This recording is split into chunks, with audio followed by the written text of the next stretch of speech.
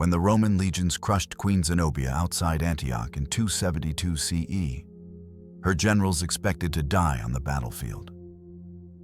Instead, they watched their queen forced into a fate far more calculated and cruel.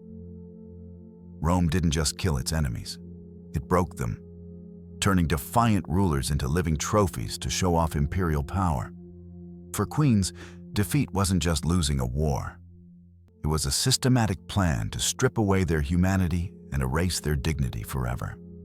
Under Roman law, war captives existed in a category that stripped them of every protection afforded to citizens. The principle known as ius gentium, or the law of nations, held that military defeat transformed free people into property. This meant that once a city fell or an army surrendered, its inhabitants became legally enslaved regardless of their former status.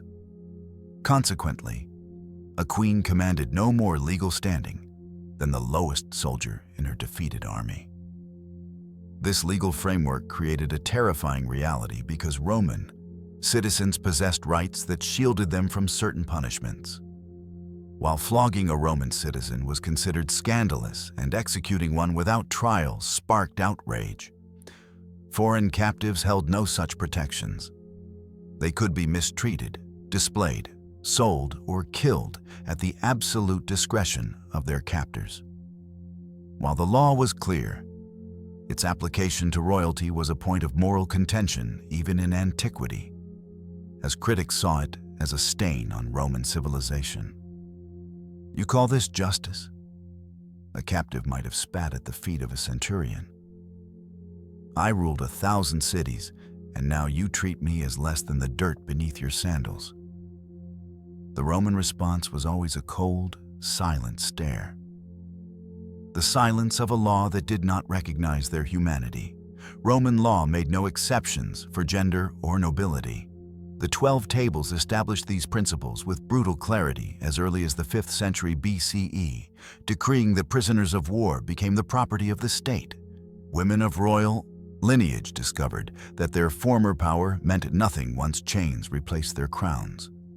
Tacitus documented this reality when he described the treatment of defeated British royalty, noting that Roman officials showed no hesitation in violating those who had once commanded armies and administered justice.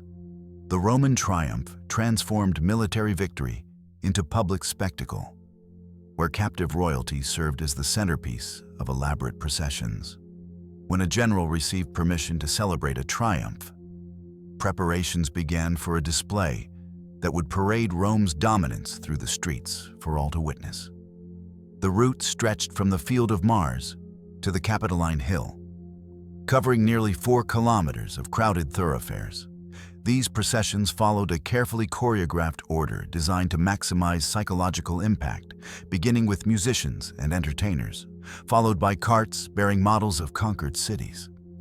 Exotic wild animals were led in chains to offer Romans a glimpse of the world their legions had subdued. Then came the prisoners of war, walking in shackles at the heart of the spectacle. Captured rulers marched at the front, with their royal garments often left intact to emphasize the magnitude of their fall.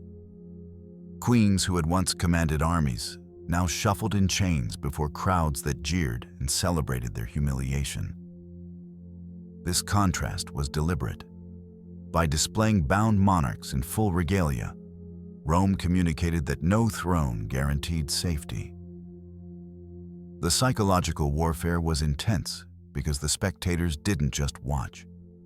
They participated in the destruction of the queen's soul. "Look at her," a merchant would shout from the stands. "Where is your army now, Majesty? Where is your God?" For a queen, the weight of those thousands of eyes was heavier than the iron on her wrists. It was a slow, public death of the ego. Queen Zenobia of Palmyra had carved out an empire that challenged Roman authority across the East. When Emperor Aurelian finally captured her in 272 CE, he acquired the perfect symbol for his triumph. The Historia Augusta provides detailed descriptions of Zenobia's appearance in the procession of 274 CE, where she was adorned with jewels that caught the sunlight, transforming her into a glittering monument to Rome's power. But it was the chains that drew the most attention. These were not simple iron shackles. Zenobia walked bound in heavy golden chains, so massive that guards marched beside her to help bear their weight. The choice of gold was a deliberate irony, symbolizing the very wealth she had once commanded, now turned into the instrument of her bondage. Historians debate whether Zenobia's later life was a mercy or a final insult, as living in a villa as a Roman socialite was a gilded cage for a former ruler. "I am a monument to your victory, Aurelian," she might have said, her voice steady even as the gold bit into her skin. "You dress me in my own wealth to prove you have stolen it, but you cannot steal the fact that I made Rome tremble." In 60 CE, King Prasutagus of the Iceni died and left a will designed to protect his family by bequeathing half his territory to Emperor Nero.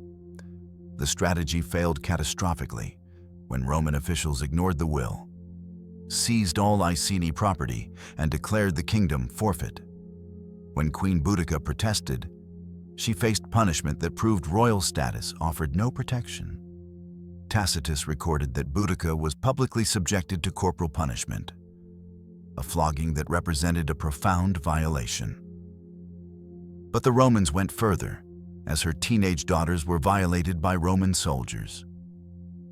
These were not random acts of violence, but calculated degradations designed to break the royal family and demonstrate absolute dominance. The sheer horror of this moment is the emotional heart of the Iceni story, as it wasn't just a political theft, but a visceral, personal desecration. "You have taken our land, now you take our blood." Boudica's "Nanekirkidstor's" scream would have echoed across the assembly.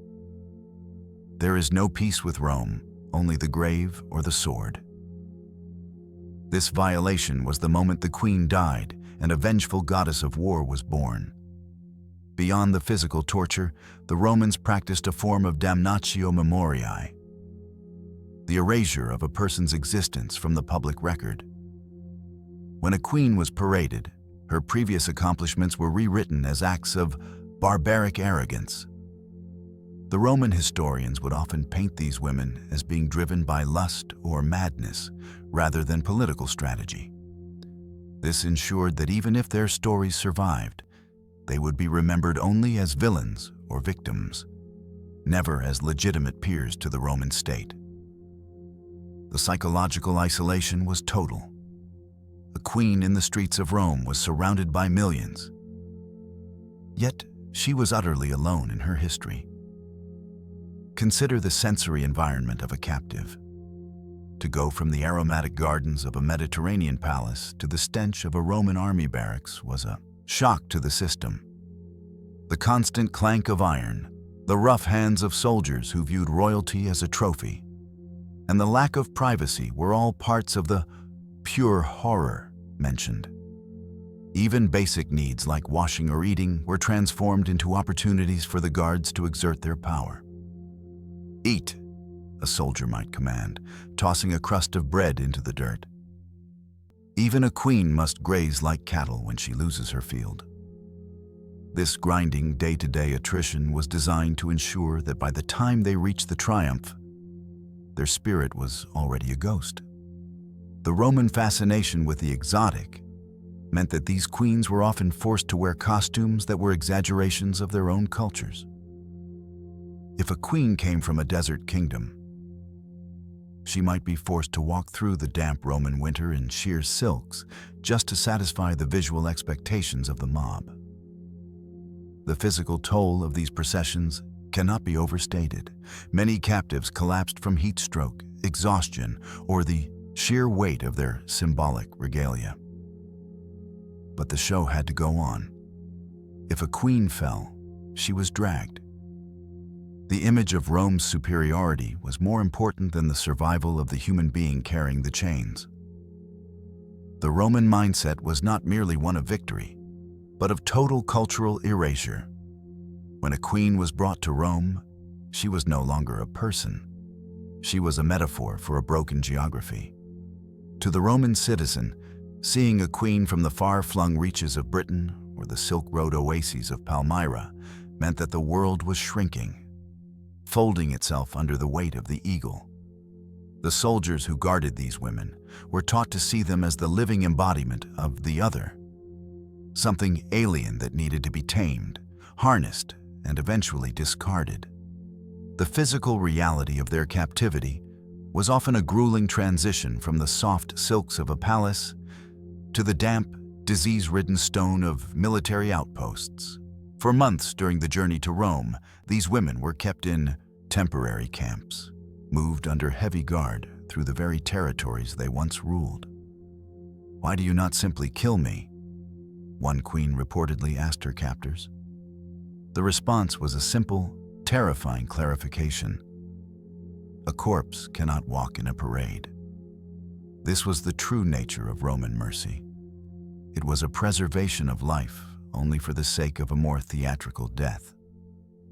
As these royal captives moved closer to the heart of the empire, the atmospheric pressure of their impending doom increased. They crossed the Alps or sailed across the Mediterranean, always in the company of men who viewed their bodies as spoils and their titles as jokes. The Roman officers would often host banquets during these journeys, dragging the captive queens out to sit at the end of the table as silent, shamed guests. It was a practice intended to remind them that even their presence was now a courtesy of the state, not a right of birth. In Rome itself, the wait for the triumph could last months or even years. During this time, the queens were often kept in house arrest, under the watchful eye of a Roman curator. This was not a period of rest, but a period of rehearsal. They were told how to walk, where to look, and how to carry the weight of their chains. The Roman state was obsessed with optics. If a queen appeared too weak, the victory looked easy. If she appeared too strong, she might garner sympathy. The balance had to be perfect. She had to look like a fallen god, magnificent enough to be a threat, but broken enough to be a slave. The day of the triumph was the ultimate theater of cruelty. The air in Rome would be thick with the smell of incense, sweat, and roasting meat. The noise was a physical force, a wall of sound composed of trumpets, chanting soldiers, and the roar of a million citizens. For the queen, the walk was a sensory overload of hatred. "Is this the city that devours the world?" a captive might whisper. Every step on the cobblestones of the Via Sacra was a step toward her own obsolescence. The crowds would throw refuse, spit, and insults, fueled by a patriotic fervor that demanded the absolute debasement of the enemy. The Roman concept of clementia, or mercy, was perhaps the most deceptive part of this process. When an emperor spared a queen, as Aurelian did with Zenobia, it was rarely out of kindness. It was a tactical decision. A living, breathing queen living in a Roman villa was a permanent advertisement for Roman superiority. Every time she walked through the Roman market or attended a dinner, she was a reminder to every foreign visitor that their own kingdoms could easily suffer the same fate. Her life was a living propaganda piece, a soul kept in a cage of Roman architecture. For those who were not spared, the end was a descent into the Tullianum. This place was the architectural equivalent of a scream. It was a cold, windowless void, where the air was stagnant and the floor was slick with the remains of those who came before. The executioners were often low-status individuals, men who took a grim pleasure in the fact that they, the dregs of Rome, were the ones to place the cord around the neck of a monarch. The final moments were not documented in the grand histories of the state. They were hidden away, a dirty secret of a city that loved the glory of the parade but was ashamed of the butcher's shop at its end. The legacy of these queens is often filtered through the pens of the men who conquered them.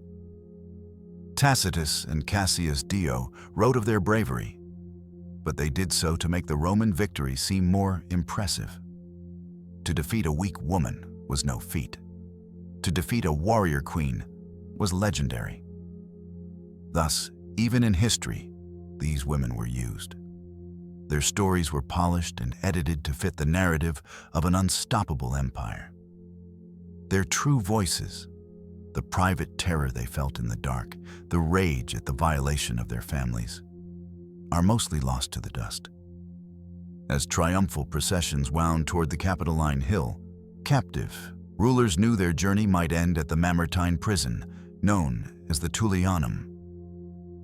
While the triumph continued to the Temple of Jupiter, condemned prisoners were led aside to face execution in a two-level structure built into the slope of the hill.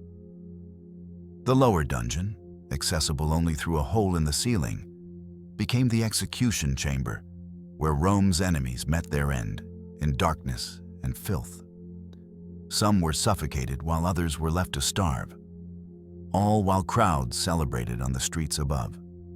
Vercingetorix of Gaul and Jugurtha of Numidia both met their ends in this pit, their former power stripped away until they were broken figures in the dark.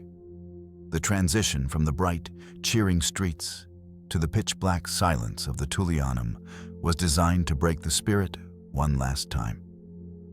"Is this the end of a king?" Jugurtha reportedly cried out as he was lowered into the freezing dark. How cold this Roman bath is. It was a final descent from the pinnacle of human power into a nameless, forgotten pit. The treatment of captured queens by Roman soldiers reveals how power operated in the ancient world. Dignity afforded to nobility dissolved in defeat, and cases like the flogging of Boudica or the golden chains of Zenobia were calculated policies designed to display power. The stone walls of the Mamertine Prison still stand as a reminder that these triumphs were built on human suffering. If this forgotten history moved you, subscribe. Every subscription helps us unearth the next buried truth and fight historical erasure. We refuse to let their voices fade into the dust.